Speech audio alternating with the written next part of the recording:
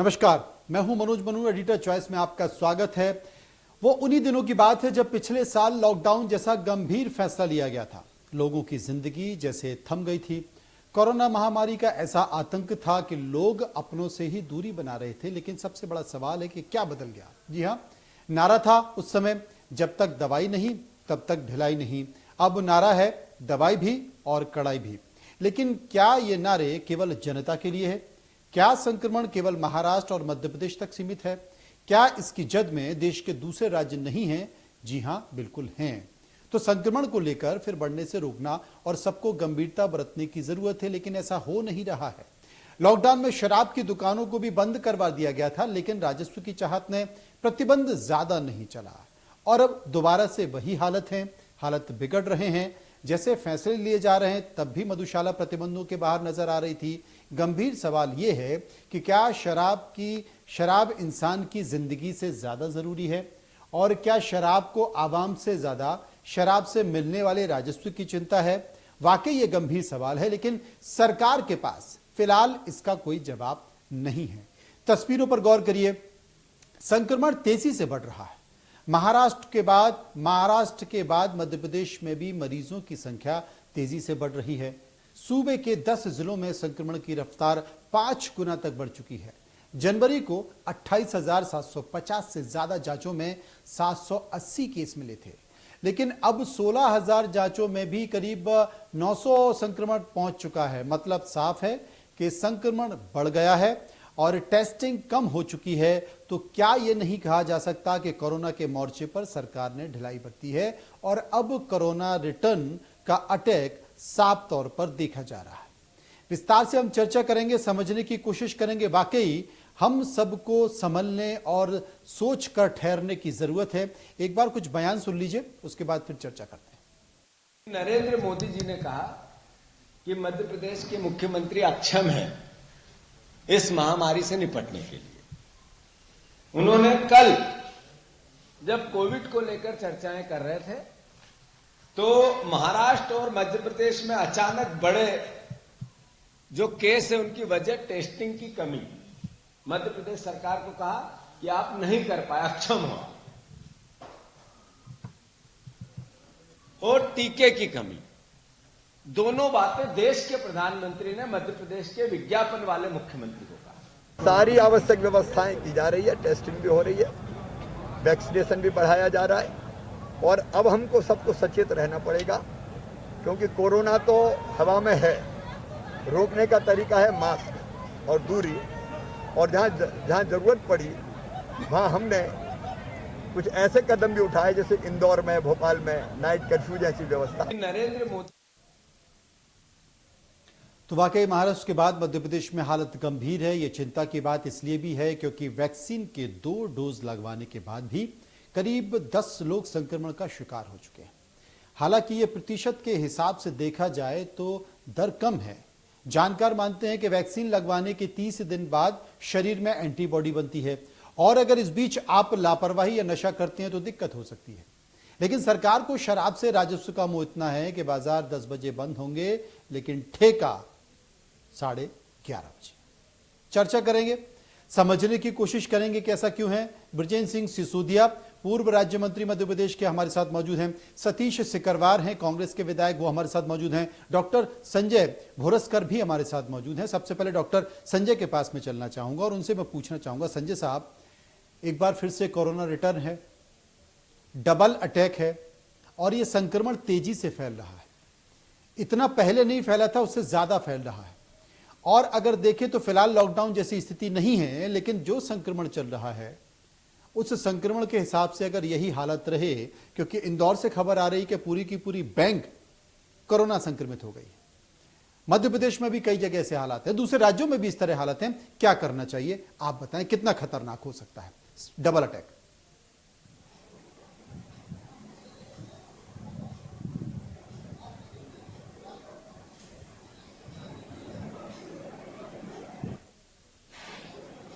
Doctor Sanjay, मेरी आवाज आपको मिल रही है?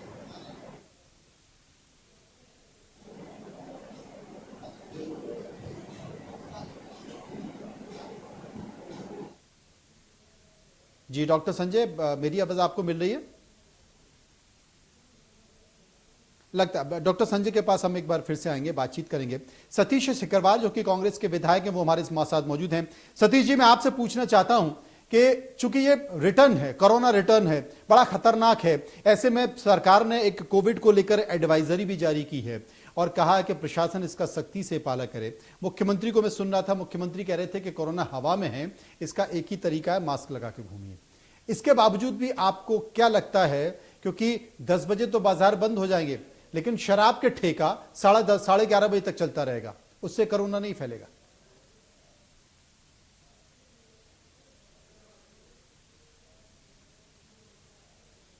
का जो अटैक है वो बड़े पैमाने पे फैल रहा है। ये बात आपके द्वारा जो कही जा रही है वो बात सच है, लेकिन इसको फैलाने में, इसको बढ़ाने में इसमें सरकार का भी बहुत बड़ा योगदान है। पहले मध्य प्रदेश सरकार को चुनाव कराने थे, सरकार गिरानी थी, सरकार गिराने के चक्कर में कोरोना मध्य प्रदेश में फैला। उसके बाद चुनाव कराने थे, चुनाव के चक्कर में ढील पड़ी। अब आने वाले समय में राजनीतिक दृष्टि से बड़ी बड़ी रैलियां करके तो उससे वातावरण एकदम बन गया। अब लोग बड़ी बड़ी शादियां करने लगे, मेले के मांग करने लगे। ग्वालियर में मेला लग रहा है, मेले में जहां प्रशासन का इस ओर कोई ध्यान नहीं है कि लोग मास्क लगा रहे हैं कि नहीं, सैनिटाइजर कर रहे हैं कि नहीं, दूरी का मेंटेन कर रहे हैं कि नहीं। लगातार भीड़ हो रही है, हर जगह आयोजन हो रहे हैं। सरकार का इस पर रोकने के लिए कोई प्रावधान नहीं किया। सरकार ने जिस प्रकार रैलियां की और रैलियों के माध्यम से चाहे वो भूमि पूजन किए हों या अन्य अन्य प्रकार के आयोजन करके चुनाव की दृष्टि से, चाहे गरीबों को मकान की चाबी वितरण करना हो, चाहे पट्टे वितरण करने हो, तो ऐसे वातावरण पैदा हो गया, लोगों में डर भय खत्म हो गया। सरकार को इस ओर ध्यान देना चाहिए। अगर सरकार ने इस ओर ध्यान नहीं दिया, शराब की दुकानें 11:30 बजे तक खुलेगी, शराब की दुकानों पे लोग शराब लेंगे, भीड़ लगेगी और फिर शराब 10 लोगों के साथ बैठ के पियेंगे, गिलासों को आदान प्रदान एक दूसरे का करेंगे, तो कोरोना तो फैलना ही है। तो इसलिए इसमें सरकार का बहुत बड़ा फेल्यूर है। ये कोरोना फैलाने में सरकार का फेल्यूर है और सरकार को इस ओर ध्यान देना चाहिए। अन्यथा मध्य प्रदेश महाराष्ट्र से भी ज्यादा खतरनाक श्रेणी में आ जाएगा और आने वाले समय में अब की बार जो कोरोना का अटैक है वो पहले से ज्यादा खतरनाक है। और अभी हम पे टेस्टिंग हमने बंद कर दी, हमने अपने अस्पताल से जो हमारे संसाधन थे वो सब खत्म कर दिए। तो अब अटैक आएगा तो इसको झेलना भी बड़ा मुश्किल हो जाएगा। बिल्कुल, अगर अटैक आएगा तो उसको झेलना भी बहुत मुश्किल हो जाएगा।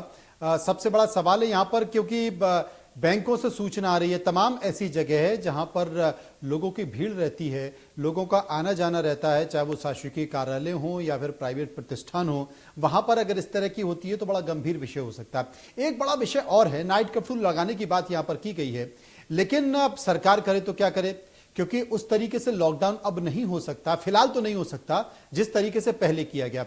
अभी हमने देखा उज्जैन में महाशिवरात्रि के दिन हजारों लोगों की भीड़ थी और हजारों लोगों की भीड़ में वहां पर मास्क का इस्तेमाल लोग उस तरीके से नहीं कर रहे थे। खुद मैंने वहां पर देखा, मैं खुद वहां पर मौजूद था। इसके साथ साथ एक समाज की भी जिम्मेदारी होती है, लोगों की भी जिम्मेदारी होती है। बाजार अटे पड़े हैं भीड़ से और वहां पर अगर सख्ती नहीं होगी, क्योंकि जैसे देश के प्रधानमंत्री मोदी ने कहा कि दवाई भी और कड़ाई भी, कड़ाई करना बहुत जरूरी है, क्योंकि पिछली बार उस तरीके से कड़ाई नहीं हुई थी। हमने त्योहार बहुत खुलकर मनाए और राजनीतिक पार्टी के लोगों ने ही कहा कि खुल के दिवाली मनाइए, खुल के त्योहार मनाइए, और उस त्योहार ने हमें बड़ा नुकसान दे दिया। डॉक्टर हमारे साथ मौजूद हैं, भास्कर जी, उनसे हम बात करेंगे, समझने की कोशिश करेंगे कि आखिर इन तमाम परिस्थितियों को वो कैसे देखते हैं। डॉक्टर साहब, मैं आपसे जानना चाहता हूं कि इन तमाम परिस्थितियों को आप कैसे देखते हैं, और तब जबकि सेकेंड अटैक आ रहा है, बहुत तेजी से फैल रहा है। हालांकि उसमें कहा गया कि टेस्टिंग को बढ़ाइए, क्योंकि जितनी जल्दी आइडेंटिफाई होगा उतनी जल्दी कम से कम वो घरों में रहेंगे, बाहर पब्लिक में नहीं रहेंगे। इस बार क्या मानते हैं आप?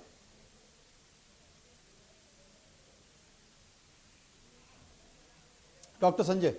हाँ जी, क्वेश्चन क्या है आपका? जी, इस बार आप क्या मानते हैं, कोरोना का जो सेकंड अटैक आ रहा है उसको लेकर क्या मान रहे हैं आप? मैं सोचता हूँ कुछ तो लोग लापरवाह बहुत ज्यादा हो गए। पहले मैं देखता था, मैं खुद जब बाहर जाता था, मेरे काम पे जाता था, मेरे कॉलेज में जाता था, तो मैं लोगों को 4 लोगों को मास्क लगा के खड़े देखता था, आज मैं 5 लोगों को देखता हूँ, 10 लोगों को देखता हूँ। बाकी लोगों को कोरोना का कोई डर रह ही नहीं गया। शायद तो वजह ये है कि थक गए हैं मास्क पहन के। दूसरी वजह ये है कि ठीक है भाई, जो होगा होगा, आप कितने दिन घर बैठे रहें। लेकिन ये तो पक्का है कि लोग लापरवाह बहुत हो गए, और मुझे लगता है कि दूसरे अटैक की, दूसरे वेव की, दूसरी बार ये बीमारी एकदम से बढ़ जाने की सबसे बड़ी वजह यही है। लोगों का सोशल डिस्टेंसिंग पूरी तरह खत्म हो चुका है, लोगों का मास्क लगाना लगभग नहीं के बराबर है। लोग सोच ही नहीं रहे इस बारे में। लोग लगता है या तो कोरोना खत्म हो गया, या तो ये कोई इतनी बड़ी बीमारी है ही नहीं कि जिससे हम इतना डरे। ये सबसे पहली चीज है।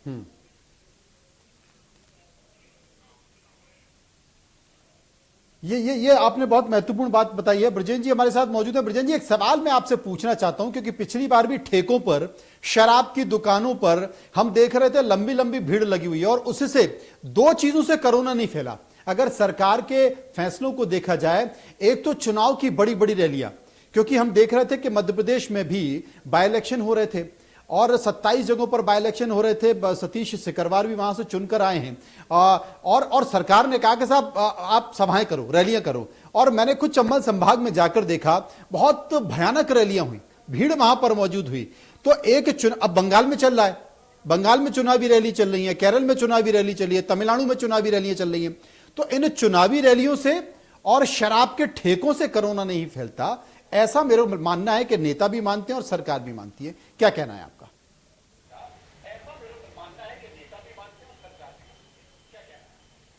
नहीं सर, जहां भी भीड़ होगी वहां कोरोना फैलेगा।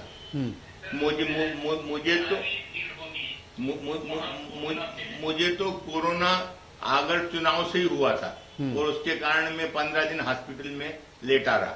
इसलिए ये कहना कि चुनाव से नहीं होता, ये तो ठीक नहीं है।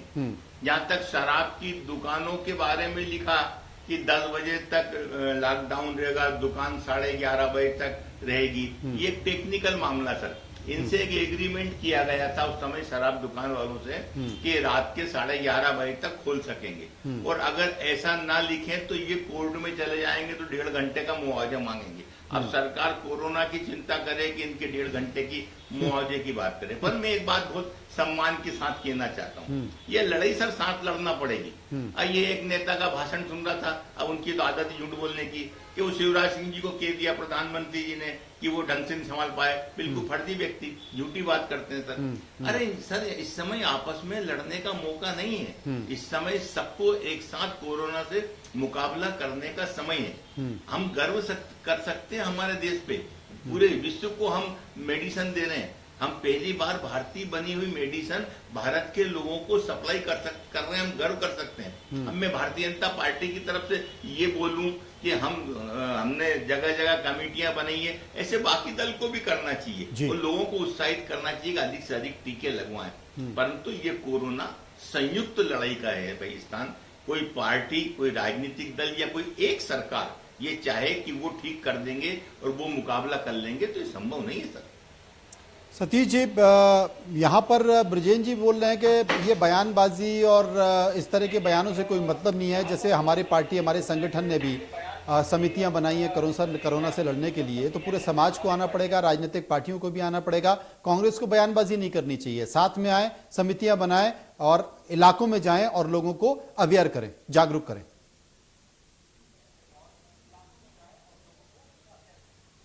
देखो, ये कोरोना समितियों से रोकने वाला नहीं है, ये व्यवस्था बनाने से होगा, और व्यवस्था सरकार को बनाना होगी। सरकार अपना जो कर्तव्य है, सरकार का जो दायित्व है, वो दायित्व तो कर्तव्य सरकार नहीं कर रही है। सरकार बड़े आयोजन करके लोगों के अंदर एक वातावरण, जो माहौल खराब करने का काम किया है, वो सरकार ने किया है। सरकार ने बड़ी रैलियां की हैं, बड़े कार्यक्रम आयोजित किए हैं, तो लोगों के अंदर से भय खत्म हो गया। देखो, गरीब आदमी में पहले भी इसका भय ज्यादा नहीं था, गरीब आदमी पहले भी ज्यादा इसका, लेकिन जो मध्यम वर्गीय और बड़े ऊंचे वर्ग के लोग हैं, उन लोगों में इसका भय था, उन लोगों ने इसका पालन किया है। लेकिन आज उनके अंदर भय खत्म किसने किया है? आज इस समाज में जो वातावरण बनाने का काम मीडिया ने किया, लोगों ने वातावरण बनाया, उस वातावरण को ध्वस्त किसने किया है? तो अब अपने को वातावरण बनाने की आवश्यकता है। लोगों के अंदर भय नहीं होगा तो लोग नहीं मानेंगे। तो लोगों के एक तरफ हम कार्यक्रम करेंगे, मेले का आयोजन कराएंगे, एक तरफ हम बड़ी बड़ी रैलियां करेंगे, एक तरफ हम सभाएं करेंगे, एक तरफ हम आयोजन करेंगे। अब विभिन्न प्रकार के भोपाल हाट का आयोजन हो रहा है, ग्वालियर में मेला लग रहा है, तमाम सारे ऐसे काम सरकार ने जो चालू किए हैं, तो इनको सरकार को पहले सोचना चाहिए कि अभी कोरोना खत्म नहीं हुआ है पूरी तरह, और कोरोना अभी जिंदा है। कोरोना देखो दब सकता है, लेकिन खत्म पूरी तरह नहीं होगा। इसको खत्म होने में भी वर्षों लगेंगे, 2-4 साल का समय लगेगा। तब तक सरकार को ऐसे बड़े बड़े आयोजन, बड़ी शादियां, बड़ी रैली, भागवत और इस प्रकार के जो बड़े बड़े आयोजन हो रहे हैं, बड़े बड़े भंडारे, इन पर सरकार को रोक लगाना पड़ेगी। अन्यथा सरकार इन पर रोक नहीं लगाएगी तो ये रोकने वाला नहीं है। इसलिए सरकार ने इस तरफ से ध्यान पूरी तरह हटा दिया। मैं नहीं कहता कि बाजार बंद करो, मैं नहीं कहता कि आप शराब की दुकान पूरी तरह बंद करो, लेकिन मैं और आप, हम सब ये चाहते हैं आपको एहतियात बरतनी होगी। उसके लिए आपको जो बड़े बड़े आयोजन है, या मेले हैं, भागवत है, भंडारे हैं, बड़ी शादियां हैं, इन पे आप रोक लगाना पड़ेगी। बड़े बड़े आयोजन बंद करने पड़ेंगे। और अगर बड़े बड़े आयोजन होंगे तो लोग फिर दूसरे लोग भी करते हैं। एक को देख के अगर मैंने कोई बड़ा भंडारा कर दिया, मैंने बड़ी भागवत करा दी, तो दूसरे लोग भी कराएंगे। तो समाज में जो वातावरण बनना चाहिए, वातावरण बनने की जगह बिगड़ेगा। इसलिए सरकार को इन चीजों पर रोक लगाना चाहिए और सरकार को सख्ती से रोकना चाहिए। ये सही बात आपने कही। ये सही बात कही कि सरकार को सख्ती से यानी कि कड़ाई से पालन करना चाहिए। और दूसरी जो महत्वपूर्ण बात आपने कही, वो बात ये कही कि अभी इसमें 2-4 साल रहेंगे, यानी कि तब तक आपको कोरोना के साथ ही रहना पड़ेगा, इसी के साथ चलना पड़ेगा। डॉक्टर संजय हमारे साथ मौजूद हैं। डॉक्टर संजय, मैं आपसे ये जानना चाहता हूं, जो बात यहां पर सतीश शेखरवार कर रहे हैं कि भाई अभी तो इसके साथ ही रहना है आपको, अब इसके साथ आपको कैसे रहना है आप खुद तय कर लीजिए। और इन्होंने जो महत्वपूर्ण बात कही कि आपको बड़ी बड़ी शादियां, बड़ी रैलियां, भंडारे, धार्मिक आयोजन या ऐसी जगह बहुत सख्ती से आपको कड़ाई से पालन करना पड़ेगा, क्योंकि हमने देखा पहले जब कोरोना फर्स्ट फेज में आया उस वक्त लॉकडाउन किया, स्थिति कंट्रोल में थी। उसके बाद त्योहार आए, खुलकर त्योहार मनाने की आजादी दी, और उसके बाद हालत फिर बिगड़ते चले गए और हम मौसम का इंतजार करते रहे, लेकिन मौसम का कोई असर नहीं पड़ा। अभी भी वैक्सीनेशन चल रहा है। सोचिए आप कि उस समय वैक्सीनेशन नहीं था, अभी वैक्सीनेशन चल रहा है। वैक्सीनेशन चलने के बाद यह हालत है कि कोरोना फिर से सर उठा रहा है। क्या करें डॉक्टर संजय? देखिए, ये इतना आसान नहीं है कि सिर्फ एक चीज कर ली और कोरोना खत्म हो गया। कोरोना हमारे साथ रहेगा, कोविड हमारे साथ अगले 1 साल, 2 साल, 3 साल, 4 साल भी रह सकता है। और इसके लिए सारी चीजें एक साथ करने की जरूरत है। इसके लिए हमें सावधानी की जरूरत है, इसके लिए हमें सोशल गैदरिंग बहुत कम करने की जरूरत है, इसके लिए हमें मास्क लगाने की जरूरत है, और इसके लिए हमें सोशल डिस्टेंसिंग की भी बहुत जरूरत है। आप सिर्फ किसी एक चीज पे ये करके कि भाई सरकार ने ऐसा करना चाहिए, लोगों ने ऐसा करना चाहिए, ये नहीं, हम सब जानते हैं कि कोरोना से बचाव के लिए हमें क्या करना चाहिए। हम लोग कर चुके हैं, बहुत अच्छी तरीके से कर चुके हैं। तब कर चुके हैं जब हमारे पास वैक्सीन नहीं थी। अब हमारे पास वैक्सीन है, एक हथियार है, लेकिन ये एक ही हथियार ऐसा नहीं है जिससे ये सारी बीमारी खत्म हो जाए। इसके साथ में सावधानियां भी उतनी ही जरूरी हैं।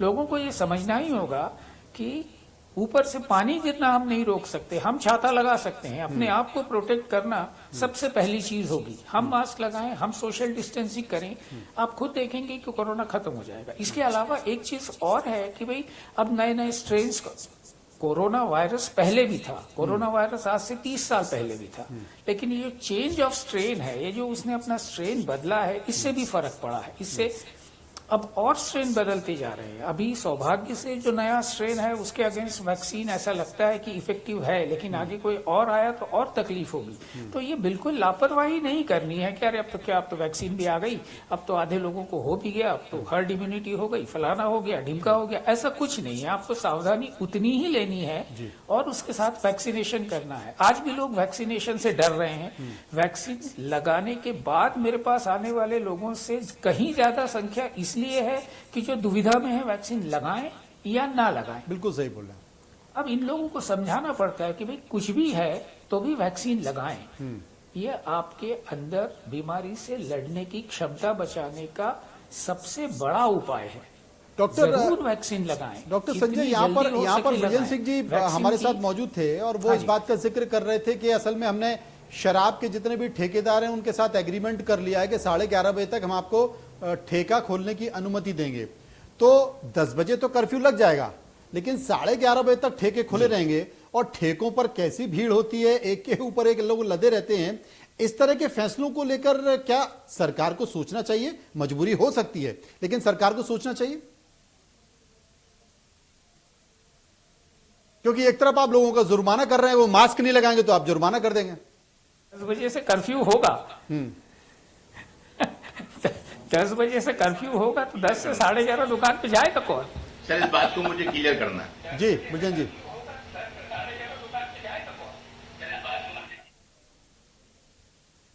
मैं ये क्लियर करना चाहता हूं कि 10 बजे कर्फ्यू